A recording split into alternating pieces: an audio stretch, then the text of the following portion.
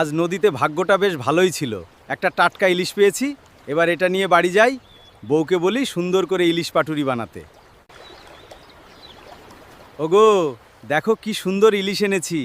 বেশ তো, আজ কলাপাতায় মুড়ে এমন ইলিশ পাটুরি বানাবো গন্ধে পুরো বাড়ি মমম করবে। প্রথমে ইলিশগুলো ভালো করে ধুয়ে নিলাম।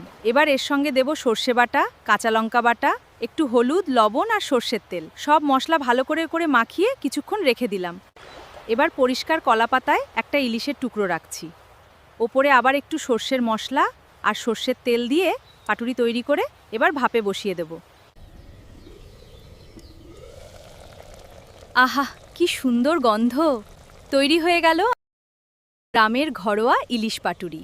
বাহ, নদী থেকে ইলিশ ধরা সার্থক হলো। তোমার হাতের পাতুরি একেবারে অসাধারণ। গরম ভাতের সঙ্গে এই সর্ষে ইলিশ পাতুরি এর চেয়ে ভালো আর কি হতে পারে বলো?